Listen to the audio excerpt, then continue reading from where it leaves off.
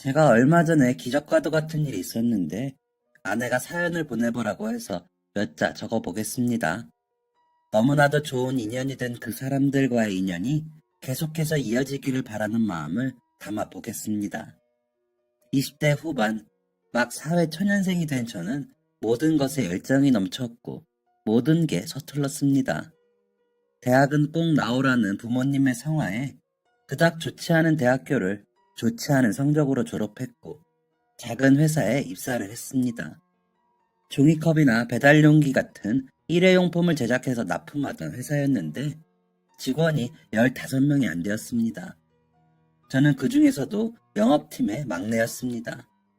영업팀은 총 4명이 있었는데 부장님, 그 밑에 과장님, 그 밑에 대리님, 그리고 그 밑에 계약직 사원인 제가 있었습니다. 저의 첫 회사는 제 생각과 많이 달랐습니다. 술을 정말 맨날 먹었고 회사에 있는 사람들 대부분이 담배를 정말 많이 피웠습니다. 부장님한테는 항상 담배 쩐내가 날 정도였죠. 처음 일 나가고 한 달 동안은 팀 배치도 안 해줬습니다. 그냥 이 팀 저 팀 다니면서 복사하라는 거 하고 쓰레기통 비우라는 거 비우고 탕비실 정수기 물통 갈아놓고 식물들 물 주고 그런 잡일만 계속했습니다. 그래서 처음 영업팀 발령받고 저는 마냥 좋기만 했습니다. 한 달간 지켜본 바로는 영업팀이 가장 바빠 보였는데 그게 뭔가 멋있었거든요. 출장도 가끔 가고 외근도 많이 나가고 전화도 많이 받으니까 그게 멋져 보였습니다. 그런데 회사에서 그나마 제 또래였던 회계팀 여자 직원분이 제가 탕비실에 있는데 쫓아오더니 저를 측은하게 바라보더라고요. 왜요? 기준씨, 안타까워서 어떡해요? 네? 왜요? 영업팀 발령받았다면서요. 황 부장님 진짜 장난 아닌데. 황 부장님이 왜요? 무서우신가요? 차라리 무서운 게 낫죠. 진짜 말도 안 되는 고집불통에 괴롭힘도 엄청 심하대요. 선배들 말로는 지금까지 영업팀에 들어간 신입들이 6개월 버티는 걸 못 받아지 뭐예요? 진짜요? 그래도 되는 거예요? 사장님이 아시면. 소문으로는 사장님이랑 친인척 관계라는 말이 있어요. 이건 진짜 비밀이에요. 아시겠죠? 네. 알려줘서 고맙습니다. 그때까지만 해도 괴롭히면 얼마나 괴롭히려나. 내가 잘하면 되겠지 하는 마음이었습니다. 그런데 그건 저의 섣부른 판단이었습니다. 말로만 듣던 황 부장이라는 사람은 생각보다 더 악질이었습니다. 진짜 말도 안 되는 일들을 시키면서 저를 못 잡아먹어서 안달이 났더라고요. 저랑 특별히 부딪힌 적도 없었고 제가 뭘 잘못하지도 않았는데 말이죠. 그냥 저를 스트레스 푸는 용으로 부려먹었던 것 같습니다. 회사에 있는 동안 진짜 많은 일들이 있었는데 그 중에서도 굳이 몇 가지를 꼽자면 이런 것들이 있었습니다. 출근했는데 걸레 2개를 던지더니 주차장에 있는 자기 차를 세차하라고 했습니다. 진짜 어떻게 차가 그렇게 더러울 수 있는지. 그날 땀을 바가지로 흘리면서 황 부장의 차를 박박 닦았습니다. 또 어느 날은 야근하고 있는데 본인 자식이 학원에서 끝날 시간인데 부인이 친구들 만나러 갔다면서 저한테 그 애를 집까지 데려다 주라고 시킨 적도 있었습니다. 또 하루는 본인 속옷을 사야 하는데 도통 시간이 없다며 저한테 사오라고 시킨 적도 있었죠. 이외에도 어깨 주물러라, 담배 사와라 하는 심부름들은 허다하게 시켰습니다. 이런 사회 경험이 모든 게 처음이었던 저는 뭔가 이상하다는 걸 느꼈지만 그냥 시키는 대로 했습니다. 그땐 이 회사에서 잘리면 오갈 데가 없어서 큰일이 날 것 같았고 실패자가 될 것 같았거든요. 그리고 그나마 버틸 수 있었던 건 같은 팀의 과장님 덕분이었습니다. 과장님은 황 부장이랑 비슷한 또래로 보이셨는데 과장님도 황 부장의 괴롭힘에는 어쩔 수가 없었습니다. 황 부장은 자존심을 건드리는 모진 말들도 아무렇지 않게 내뱉었습니다. 하지만 과장님은 눈 하나 꿈쩍하지 않았죠. 가끔은 제가 실수를 해서 부장님한테 혼나고 있으면 자신이 잘못 알려줘서 그런 거라며 저를 감싸주기도 하셨습니다. 아마 그래서 황 부장이 과장님을 더 싫어했던 것 같습니다. 과장님은 제가 황 부장한테 혼이 나거나 말도 안 되는 요구를 들을 때마다 저를 위로해 주셨습니다. 많이 힘들지? 네, 진짜 황부. 아니, 부장님 정말 너무하십니다. 부장님이 거래처에 잘못 전화했으면서 저한테 뒤집어 씌우고 사과하게 하고. 그 양반 원래 그래. 다 제멋대로야. 과장님은 화 안 나세요? 부장님이 일도 잘 안 하고 맨날 화만 내는데. 화나지. 그래서 나 곧 그만두려고. 네? 진짜요? 너한테만 말하는 거니까 아직 소문내면 안 된다. 우리 애가 이제 중학교 올라가거든. 미술을 참 잘해서 학원에 보내고 싶은데 알잖아. 이 코딱지만한 회사에서 받은 거 거기서 거기인 거. 그래서 퇴직금 가지고 뭐 좀 해보려고. 과장님 나가시면 저 정말 과장님 덕분에 여기서 1년 버텼는데요. 나는 이 회사에서만 거의 10년을 버텼다. 아, 그럼 버티다가 안 되겠으면 찾아와. 내가 자리 하나 만들어줄게. 말씀만으로도 감사합니다, 과장님. 회사 생활을 하기 전 이상적인 회사 상사라고 하면 딱 과장님 같은 분이었습니다.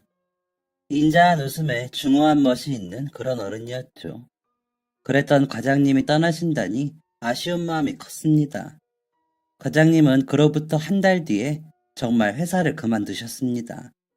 마지막 날까지 황 부장이 과장님을 쥐잡듯이 잡은 걸 생각하면 아직까지도 속이 타들어가네요.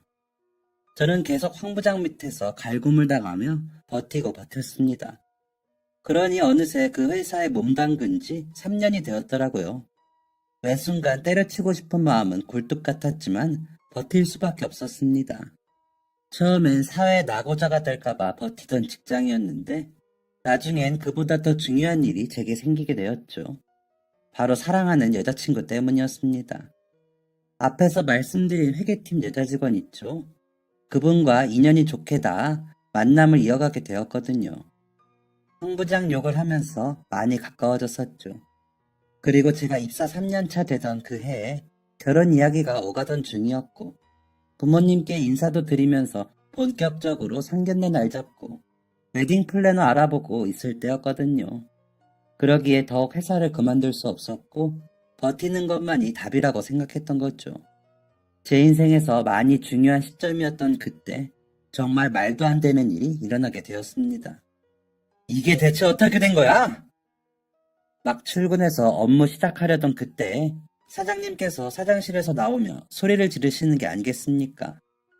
이게 대체 무슨 일인가 싶어서 직원들은 일동 사장님을 주목했죠. 영업팀, 당장 내 방으로 따라와! 무슨 일인지 영문도 모른 채 사장실로 가는데 그때 황 부장이 제 옆을 지나면서 중얼거리더라고요. 아, 진짜 걸렸네. 뭘 걸렸다는 거지? 뭘 잘못한 건가? 영문도 모르고 뒤를 쫓았습니다. 사장실에 들어가니 사장님이 책상 위에 영수증을 던지시더라고요. 수십 장의 영수증을 멀뚱히 보고 있는데 사장님이 충격적인 말을 했습니다. 5천만 원? 지금 누굴 바보로 알아? 이런 코딱지만한 회사에서 어떻게 거래처들 선물 명목으로 1년에 5천만 원을 써? 그동안 거래처랑 미팅한답시고 비싼 술 처먹는 거 봐줬더니 니들 내가 우스워? 황 부장, 입이 있으면 말을 해봐. 내가 우습나? 내가 당신 매형되는 사람이니까 회사 생활 막 해도 될 것 같아? 그동안 눈 감아준 것만 몇 번인 줄 몰라? 황 부장이 사장님과 가족이라는 건 소문으로 들어서 짐작은 하고 있었지만 직접 들으니 왜인지 좀 더 놀라웠습니다. 그래서 그동안 떵떵거리고 일도 막 했구나 싶기도 했고요. 그런데 그동안 화 한 번 내신 적 없던 사장님이 호통을 치니까 천하의 황 부장도 그 앞에서 깨갱거리며 어쩔 줄을 몰라 하더라고요. 사장님이 계속 말하라고 다그치니까 황 부장은 눈치를 슬슬 보며 입을 열었습니다. 아, 사장님, 그게 저희 법인카드 박기준 사원이 관리하고 있습니다. 영수증들 내역 보니까 저는 정말 모르는 일이고 박기준 사원이 멋대로 사용한 것 같은데 정말 죄송합니다. 모두 제 불찰입니다. 너무 놀라서 입이 떡 벌어지고 아무 말도 할 수 없었습니다. 제가 카드를 관리한다뇨. 거래처 미팅 나가서 결제할 때도 어디 막내가 버르장머리 없이 카드를 내미냐며 황 부장이 항상 꼭꼭 지니고 다녔고 저는 카드가 어떻게 생긴지 본 적도 없었습니다. 그런 제가 5천만 원이라는 카드를 그것도 백화점에서 어떻게 긁겠습니까? 진짜 얼토당토하는 얘기에 이걸 해명을 해야 하는 건가 벙쪄 있는데 사장님은 그걸 믿는 것 같더라고요. 그게 사실이야? 황 부장은 어쩌자고 사원한테 카드를 줘? 이 신입을 대체 뭘 믿고? 죄송합니다. 선물들 잘 고를 수 있다고 해서 맡겼는데 내가 내역 조회를 안 한 게 아니야. 회계팀 시켜서 전부 다 조회해보니까 몇만 원부터 몇백만 원까지 전부 다 명품 매장이던데 거래처에 명품을 바쳤다고? 그게 사실은 제가 박기준 사원 평판 생각해서 진짜 말씀 안 드리려고 했는데 개인적인 목적으로 사용한 것 같습니다. 박기준 사원, 회계팀 이영지 사원하고 사귀는 사이거든요. 아마 둘이 짜고 이영지 사원한테 선물을 갖다 바친 건 아닌지. 보자 하니 진짜 참을 수가 없어서 저도 소리쳤습니다. 그게 무슨 말입니까? 저 법인카드 어떻게 생겼는지도 모르고 단 한 번도 사용한 적 없습니다. 다 거짓말이에요, 사장님. 황 부장님, 저한테 왜 그러세요? 네? 제가 얼굴까지 달아오르며 열을 내는데 황 부장은 한술 더 뜨더군요. 매형, 저 아시잖아요. 저희 집사람한테도 명품 한 번 사준 적이 없어서 미안해 죽겠는데 제가 어떻게 그런 명품 매장에 가겠어요? 저 그렇게 배포 큰 놈 아닙니다. 매형 회사가 잘 돼야 저도 잘 되는 건데 제가 왜 그런 멍청한 짓을 하겠어요? 저 착한 놈은 아니지만 거짓말은 절대 안 해요, 매형. 와, 황 부장님이 사장님한테 매형매형거리며 무슨 눈을 강아지처럼 뜨고 울망거리는데 진짜 구역질이 나더라고요. 그 밥에 그 나물이라고 사장이란 사람은 또 고민을 하고 있는 겁니다. 이게 진짜인지 아닌지 헷갈리는 것처럼요. 억울해서 눈물이 나올 것 같았습니다. 사장님, 저 정말 아니에요. 이건 말도 안 돼요, 진짜. 진짜 저 절대 그런 적 없습니다. 제발 믿어주세요. 일단 다 나가 있어. 내가 다시 부를 테니까. 억울해서 미칠 것 같았습니다. 자리로 돌아가서 앉아서 머리를 벅벅 긁고 있는데 황 부장이 제 옆에 쓱 오더니 속삭이더라고요. 사장님이 너를 믿겠냐, 나를 믿겠냐? 그 말에 속이 부글부글 거려서 황 부장 뒤통수를 노려보는데 갑자기 회계팀에 있는 제 여자친구가 사장실에 불려갔습니다. 10여 분이 흐르고 사장실에서 나온 여자친구의 얼굴이 혼란스러워하는 것 같더라고요. 그러더니 저를 힐끔 쳐다보곤 자리에 앉는 겁니다. 그때 확신했습니다. 사장은 결국 황 부장의 말을 믿기로 했구나. 그리고 그 동시에 두려움이 밀려왔죠. 나는 이제 어떻게 되는 걸까? 설마 그 돈을 다 물어내라고 하는 건 아니겠지? 그렇게 큰 돈이면 정말 사장이 내가 그 돈을 여자친구한테 썼다고 생각한다면 이건 횡령인 건데 날 고소하는 건 아니겠지? 설마 회사에서 잘리진 않겠지? 진짜 그날 퇴근할 때까지 밥도 안 먹고 별 생각을 다 했습니다. 너무 스트레스 받고 이 상황을 어떻게 처리해야 하나 싶고 답답하기만 하더라고요. 퇴근 후 저는 여자친구와 회사 근처 카페에서 만났습니다. 먼저 퇴근한 제가 가서 기다리고 있으니 곧 여자친구가 왔습니다. 영지야, 왔어? 뭐야, 대체? 뭐가? 우리 만나는 거 회사 사람들 다 알게 됐어. 어차피 공개할 거였잖아. 곧 결혼하니까. 결혼? 나랑 진짜 결혼할 생각은 있는 거야? 그럼 그런 행동 하면 안 됐지. 무슨 행동? 몰라서 물어? 나 사장님한테 다 들었어. 개인적으로 명품 엄청 샀다며? 나한테 그거 다 어딨냐고 묻더라? 나 참 어이가 없어서. 그거 다 누구 갖다 줬냐? 무슨 말이야? 너 설마 사장 말을 믿는 거야? 정말 내가 그런 짓을 했을 것 같아? 그건 나도 모르지. 어디 딴 여자가 있어서 그걸 다 갖다 바쳤는지 어쨌는지. 영지야, 나 진짜 아니야. 그거 다 황 부장이 쓴 돈이야. 나 잘 모르겠어. 우리 생각할 시간 좀 갖자. 나원 참. 아니라고 해도 믿질 않는데 어떻게 해야 할지 모르겠더라고요. 여자친구는 깊은 한숨을 쉬더니 자리를 떠났습니다. 이게 갑자기 어떻게 된 일인지 이해할 수가 없었습니다. 그리고 이틀 뒤 더 이해할 수 없는 일이 일어났죠. 출근한 지 얼마 안 되었는데 사장님이 사장실로 저를 부르더라고요. 또 무슨 일인가 무서워서 황 부장을 힐끔 보니 기분 나쁘게 콧노래를 흥얼거렸고 여자친구는 제 쪽으로 눈길도 주지 않았습니다. 네, 부르셨어요, 사장님? 박기준 사원, 우리 회사 들어온 지 얼마나 됐지? 이제 3년 차입니다. 그래. 반성은 충분히 하고 있고? 사장님, 저 정말 아닙니다. 황 부장님이... 됐네. 황 부장하고는 내가 따로 얘기 다 했어. 그건 뭐 더 말할 것도 없고 그만 사직 썼어. 네? 사직서라뇨, 사장님. 저 진짜 아니라니까요. 황 부장님이 거짓말 하는 거라니까요. 저 카드 본 적도 없어요. 그 매장들에 전화해 보셨어요? CCTV는 보셨어요? 뭐? CCTV?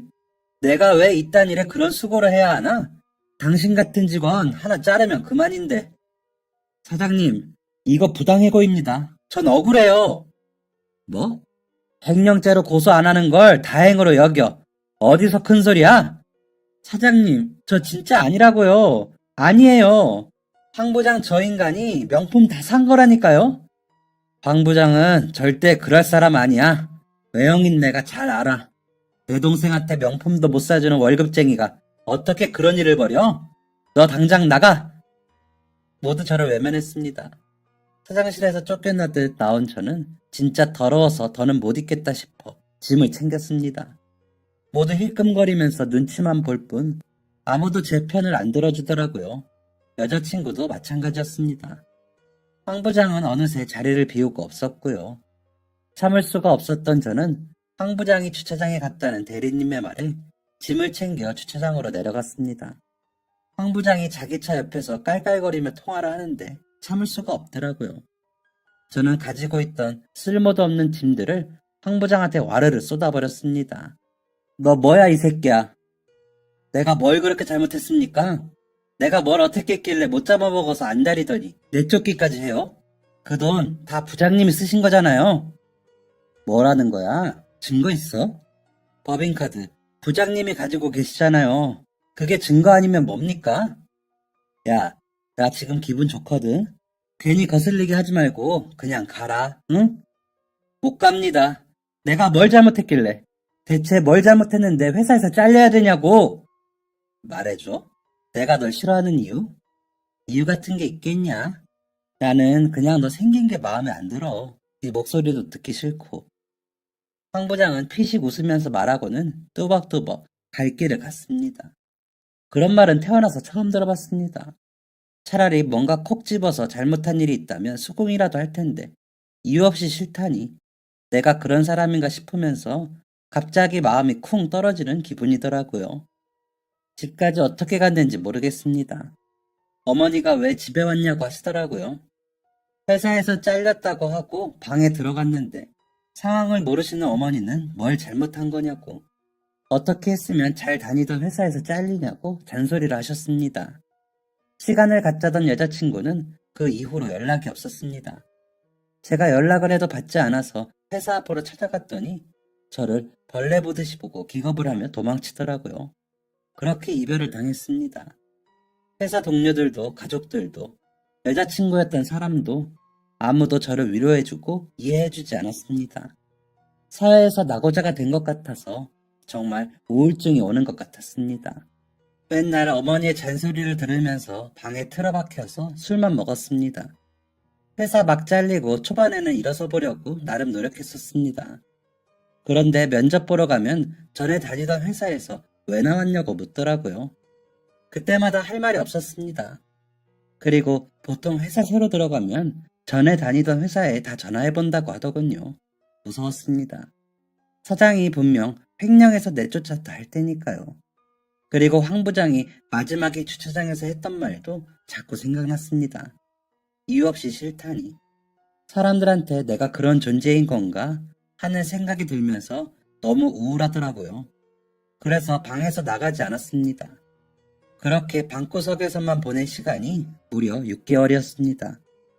그때 저를 구제해준 게 바로 예전에 회사에 같이 다니던 과장님이셨습니다. 그날도 어김없이 이른 저녁부터 방에서 소주병 까고 있었는데 과장님한테 전화가 오는 겁니다. 저 2년차 때 회사 나가시고 이후로 명절 때나 연락 몇 번 주고받은 게 전부였거든요. 그래서 처음엔 잘못 거신 건가 싶었습니다. 여보세요? 기준아, 잘 지내냐? 아, 네, 과장님. 언제적 과장님이야. 목소리 안 좋네. 나와라, 소주 한잔 하자. 네? 과장님, 제가 오늘은 좀, 그럼 술 말고 고기 먹을까? 내가 너네 동네로 갈게. 사실 불편했습니다. 대뜸 소주라뇨. 그럴 기분이 아니라서 적당히 둘러대고 안 나가려고 했는데 과장님이 집요하시더라고요. 그래서 하는 수 없이 과장님을 뵙기로 했습니다. 과장님은 정말 저희 동네까지 오셨고 저희는 삼겹살집에 갔습니다. 3, 4, 5 모여있는 양복 입은 회사원들 사이에서 추리닝에 슬리퍼를 신은 제가 더욱 초라하게 느껴져서 괜히 나왔다 싶었습니다. 잘 지냈냐? 얼굴이 안 좋네. 아, 네. 그냥 뭐. 얘기 들었어. 개발팀 이 과장하고 며칠 전에 만났거든. 순간 움찔했습니다. 개발팀 이 과장님하고는 마주치면 인사만 했던 사이였거든요. 그분이 저에 대해 어떻게 말씀을 하셨을지. 회사 사람들 다 내가 그런 짓을 했다고 믿고 있을 텐데 얼마나 내 흉을 봤을지. 우리 과장님은 그런 나를 어떻게 생각하고 왜 불러내신 건지 걱정이 되었습니다. 제가 아무 대답 안 하니 과장님은 빈 제 술잔을 채워주셨습니다. 황 부장 짓이지? 네? 회사 사람들 다 네 짓 아니라는 거 안 돼. 네? 정말요? 그래. 그런데 너도 봤다시피 사장님 황 부장을 엄청 믿잖아. 그 틈이 없는 거야. 그래서 너 그런 일 당했을 때도 아무도 네 편 못 들어준 거고. 다 알아. 회사가 어떻게 돌아가는지. 얼마나 엉망인지. 나는 그 꼴 보고 참고 참다가 더 못 버티겠어서 나온 거고. 고생 많았다, 기준아. 3년 있었나? 많이 버텼네. 고생했어. 갑자기 울컥하더라고요. 고깃집에 사람들이 그렇게 많은데 창피한 것도 모르고 엉엉 울었습니다. 과장님이 제 등을 토닥여 주시더라고요. 그동안 아무도 위로해주지 않았습니다. 다들 제가 문제라고 손가락질만 했었죠. 그러니까 정말 내가 문제 있는 사람인 건가 착각이 될 정도였는데 과장님의 위로 한마디에 모든 게 다 사그라들었습니다. 그래서 일자리는 구했고? 아니요, 아직. 구하고는 있고? 아니요, 그것도 아직. 그럼 내 밑에서 일 배워볼래? 어떤 일인데요? 인조 대리석 보수하는 일인데, 알지? 싱크대에 쓰는 대리석. 우리 외가댁 삼촌이 이런 일 오래 하셨거든. 나이 드시면서 그만두려던 거 내가 받아서 하고 있는데 직원은 없고 그냥 혼자 해. 근데 이거 배워두면 꽤 쓸만해. 이거 전문으로 하는 것도 아직 많이 없고 또 기술이잖아. 배워두면 평생 쓸 수 있고 좋지. 안 그래도 요즘 좀 바빠져서 사람 하나 구할까 했는데 어떻게 같이 해볼래? 내가 예전에 너 자리 하나 만들어주겠다고 약속했잖아. 그거 그냥 한 말 아니다. 진짜 너무 감사해서 몸둘 바를 모르겠다는 말이 딱 맞는 상황이었습니다. 제가 뭐라고, 뭘 믿고 같이 일하자고 하시는 건지 그저 감사했죠. 게다가 제가 그쪽 경력자도 아니고 생초보인데 가르쳐주면서 돈도 벌게 해주신다니 과장님이 저를 구해주러 오신 천사처럼 보였습니다. 저는 다음날 미용실 가서 지저분한 머리도 다듬고 수염도 정리하고 새로운 마음가짐으로 과장님의 일터에 나갔습니다. 서울 외곽에 사무실 겸 작업실 겸 창고가 있고 용달차 타고 다니면서 서울이나 근교로 작업을 나갔습니다. 사람이 바깥 생활을 좀 해야 에너지가 도는 건데 제가 너무 집에만 있었는지 단순한 것도 어리버리하게 움직였거든요. 그런데도 과장님은 화 한 번 내지 않으시고 오히려 잘한다며 저를 칭찬해 주셨습니다. 칭찬은 고래도 춤추게 한다고 바닥으로 떨어졌던 자신감과 자존감이 과장님 덕분에 많이 올라왔었죠. 6개월 동안 방구석에서 술만 먹었으니 체력도 저질이 되어서 과장님은 번쩍번쩍 드시는 짐들을 저는 낑낑거렸습니다. 그래서 일 끝나고는 운동도 했습니다. 확실히 운동을 하니까 개운해지고 잠도 잘 오는 것 같고 사람이 멀끔해지는 것 같더라고요. 과장님과 일하는 건 정말 재밌었습니다. 저한테 현장직이 잘 안 맞을 것 같아서 걱정했는데 생각외로 작업하는 것도 재밌더라고요. 제가 공부도 그저 그랬고 딱히 잘하는 건 없었지만 섬세한 편이거든요. 그래서인지 보수할 때 좀 더 꼼꼼하게 할 수 있었고 덩달아 고객들의 만족도도 높아졌습니다. 과장님 덕분에 몰랐던 제 적성을 찾게 된 거였죠.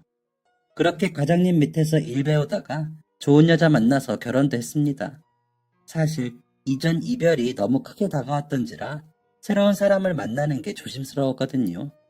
그런데 정말 운명처럼 아내가 제게 나타났습니다. 일 시작하고 1년 차쯤 되었을 때 과장님이 배탈 났다면서 저한테 먼저 현장 가 있으라고 하시더라고요. 그래서 먼저 갔는데 서울에 있는 한 예쁜 주택이었습니다.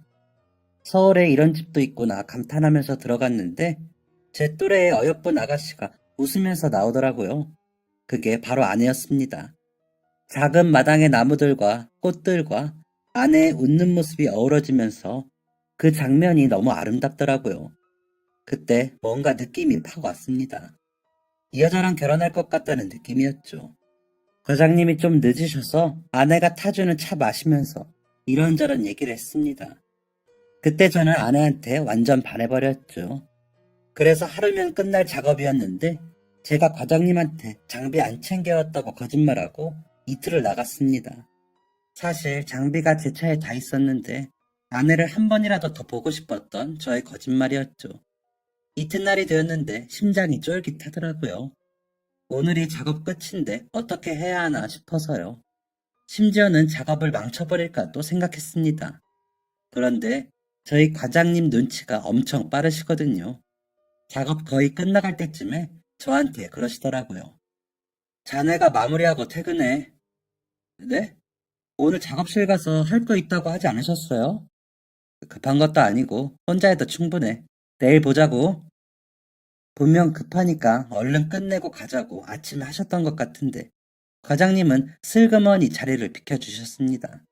그래서 그날 다 끝내고 아내한테 저녁밥 같이 먹자고 데이트 신청을 했고 아내도 좋다고 하더군요. 그렇게 몇 번 데이트하고 사귀게 되었습니다. 아내는 그 예쁜 집에서 할아버지랑 둘이 살고 있었습니다. 아내의 부모님이 지으신 소중한 집이었는데 사고로 두 분 다 돌아가시고 남은 가족은 할아버지뿐이라고 하더라고요. 그게 저희가 좀 더 결혼을 빨리 하게 된 이유 중 하나이기도 했습니다. 만난 지 딱 1년째 되던 날 결혼식 올렸거든요. 6, 7개월 무렵부터 결혼 준비 시작한 거였죠. 주례는 저희 과장님이 봐주셨고 저는 결혼 후 곧장 아내의 집에서 할아버지 모시며 같이 살게 되었죠. 아참, 이 무렵에 듣게 된 소식이 있었습니다. 결혼 준비하면서 하객 몇 명 부를지 얘기하는데 제가 딱히 부를 사람이 없더라고요. 그래서 고민하다가 전 직장에서 같이 일했던 대리님한테 연락을 해봤습니다. 대리님도 그때 황 부장 밑에서 버티느라고 엄청 힘들어했거든요. 대리님이 황 부장 기분 맞춰주면서 팀 분위기도 좀 풀고 그랬습니다. 저 퇴사하던 날 대리님이 출장가 있어서 인사도 못하고 나왔었거든요. 이후 전화로 인사를 대신했었죠. 제가 결혼한다는 소식을 들은 대리님은 너무 축하한다고 해주셨고 그날 저녁 저희는 간단하게 한잔하기 위해 만났습니다. 그래서 과장님 밑에서 일을 한다고? 네, 1년 반 정도 됐어요. 와, 진짜 인연이네. 과장님이 기준 씨를 많이 챙기긴 했지. 아, 맞아. 기준 씨 나가고 회사 뒤집어졌던 거 알아? 네? 왜요? 기준 씨 나가고 석 달쯤 뒤였나? 출근한 지 얼마 안 된 아침이었는데 누가 항상만 하면서 들어오더라고. 황 부장 깜짝 놀라서 뭐야? 누구야? 하는데 글쎄 사모님인 거야. 황 부장 사모님이요? 그래. 그렇게 점잖으신 사모님이 계속 항상만 야 이 새끼야 하면서 성큼성큼 들어오더라고. 근데 그 뒤로 누가 따라왔는지 알아? 사장님이 오더라고. 황 부장네 사모님이 사장님 동생인 건 알지? 그래서 황 부장이 고등학교도 졸업 안 했는데 우리 회사에서 일했던 거고. 아무튼 그 남매가 둘 다 화가 잔뜩 나서 성큼성큼 오는데 회사 사람들이 다 하던 거 멈추고 쳐다만 봤지.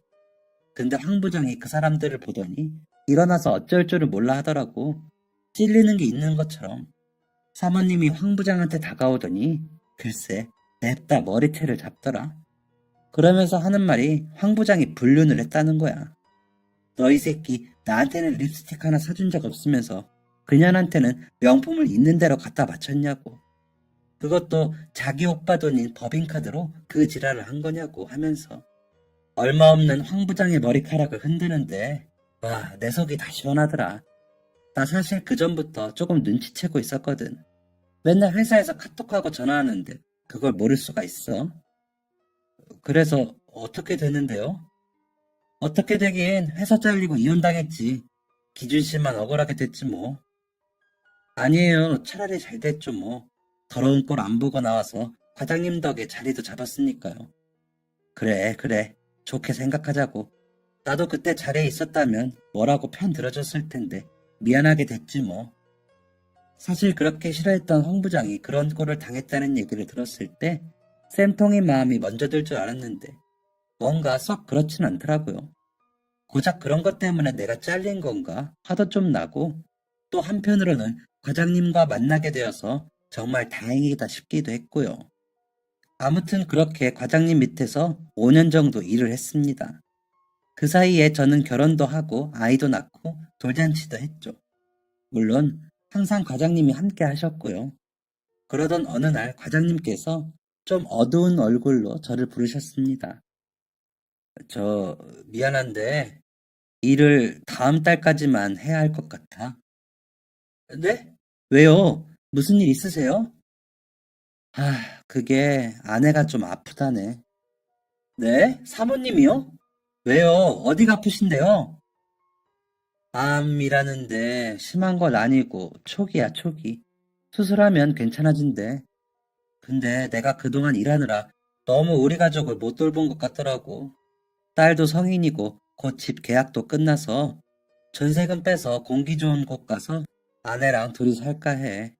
미안하네. 갑자기 이렇게 되어서.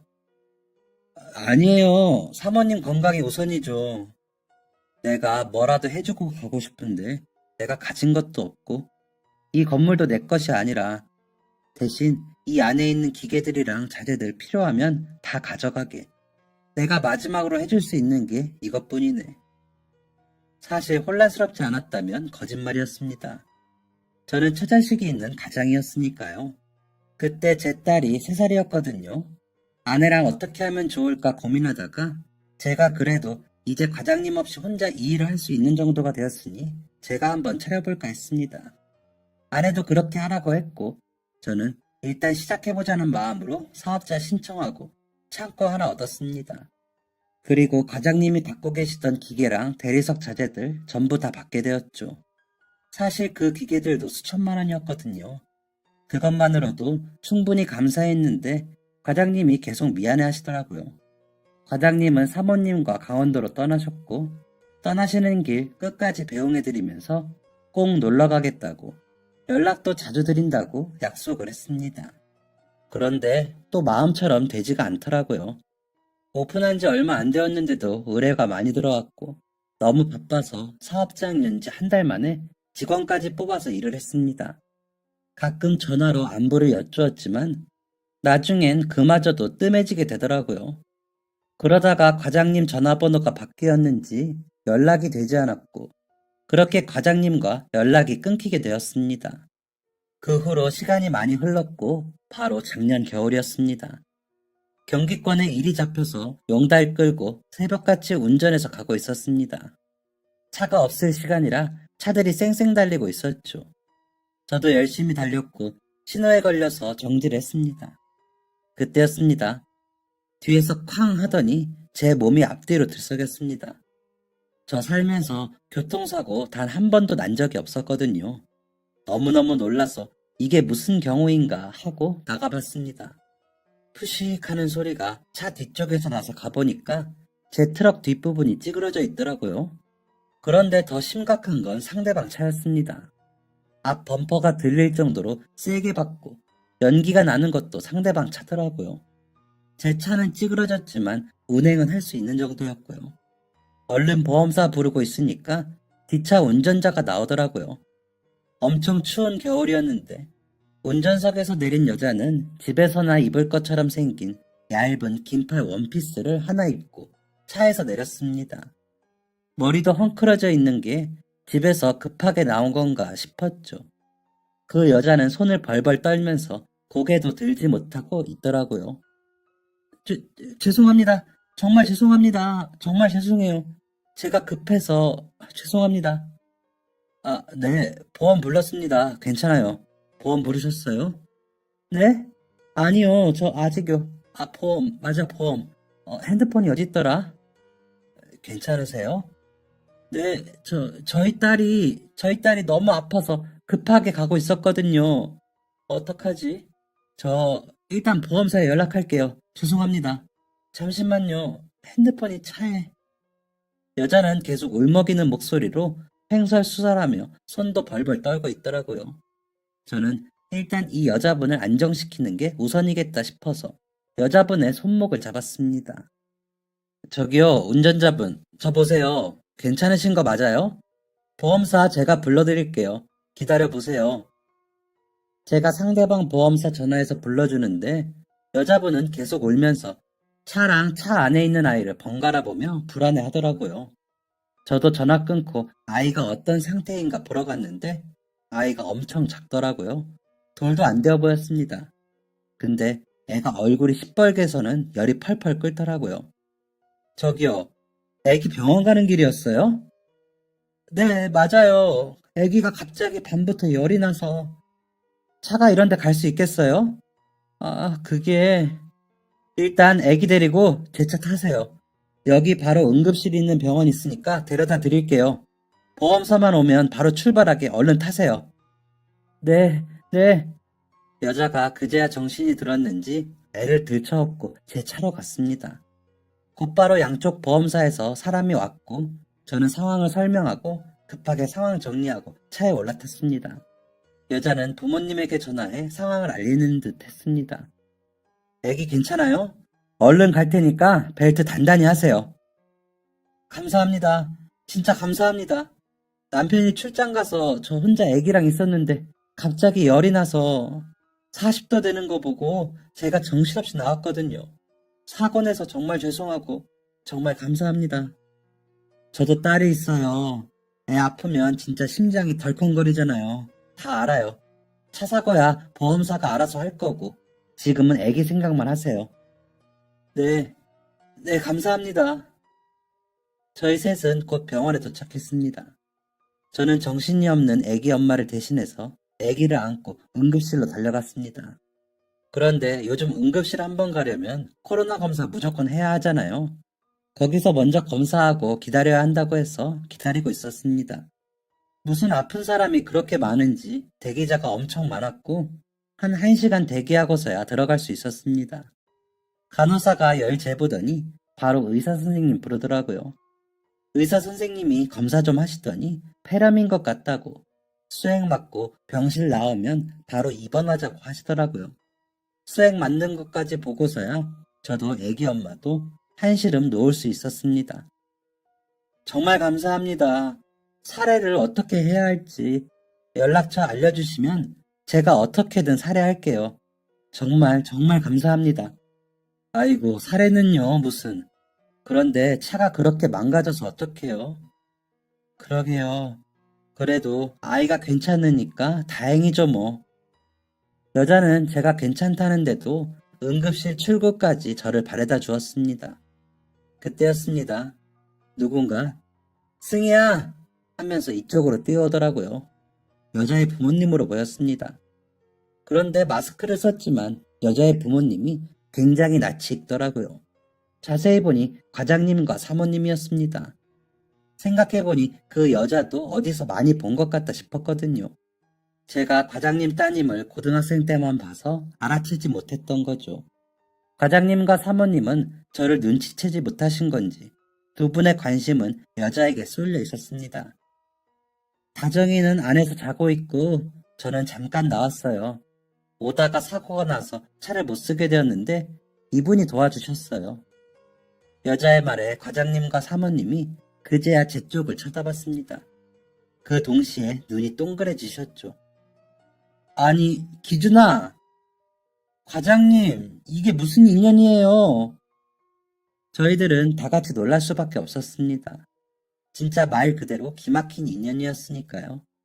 과장님 따님과 사모님은 들어가고 과장님과 저는 병원 벤치에 앉아 이야기를 나누었습니다.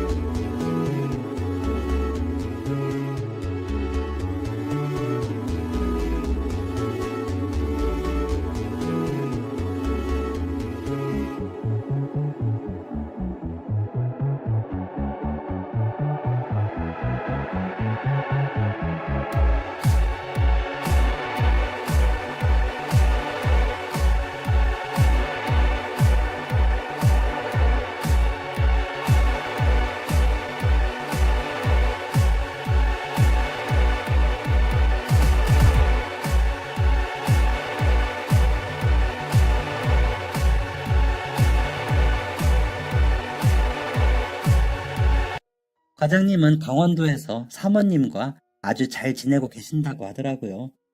그러면서 제 생각도 많이 났다고 하셨습니다. 못 알려준 것도 생각나고 일은 잘하고 있나 걱정도 되었다고요. 그러다가 핸드폰으로 영업전화가 너무 많이 와서 전화번호를 바꾸게 되었다고도 하시더라고요. 저한테 연락을 하고 싶었지만 바쁜데 귀찮을까봐 연락도 못 하셨다고 하시더군요. 저는 일하는 거 아주 잘 돌아가고 있고 직원도 있다고 했습니다. 바빠도 과장님 전화는 꼭 받을 테니 연락 자주 하시라고도 말씀드렸죠. 과장님은 장하다면서 옛날처럼 저를 응원해 주셨습니다. 그리고 일단 아기가 아프고 저는 일을 하러 가야 하니 다음을 기약하며 헤어졌죠. 또 이렇게 멀어질까 걱정이 되었던 저는 아내랑 아기가 입원해 있는 병원에 찾아갔습니다. 아기 좋아할 만한 인형이랑 책도 사가고 오랜만에 본 과장님의 따님과도 몇 마디 나누었죠. 남편 출장에서 돌아오기 전까지 엄마랑 아빠가 저희 집에 계신다고 했어요. 필요한 것도 가져다 주시고 저랑 교대로 아이 봐주신다고요. 아마 지금 집에 계실 거예요. 한번 가보세요. 그래, 고맙다. 그리고 얼마 안 되지만 이거 받아. 네? 이게 뭐예요, 삼촌? 애기 병원비 차 고치느라 돈도 많이 나갈 텐데 다정이 병원비에 좀 보태. 네? 삼촌, 저 정말 괜찮은데. 아유, 됐어. 내가 과장님한테 받은 게 많아서 주고 싶어서 그래. 다음에 과장님 댁 내려갈 일 있으면 연락해. 삼촌이 데려다 줄게. 애기도 같이. 네, 감사해요, 삼촌. 저는 과장님을 만나서 과장님 따님 댁에 갔습니다. 따님 말대로 과장님이 계시더라고요. 그날 저희는 옛날처럼 삼겹살집에서 소주를 기울이며 긴 이야기를 나누었습니다. 그리고 다시는 연락 끊기지 말자며 과장님의 새 전화번호도 저장해두고 잊지 않게 머릿속으로도 계속 외웠죠. 그 후로 거의 1년이 흘렀습니다. 인연을 이어가자 다짐했던 과장님과 저는 여전히 연락도 하고 찾아뵈며 좋은 관계를 유지하고 있습니다.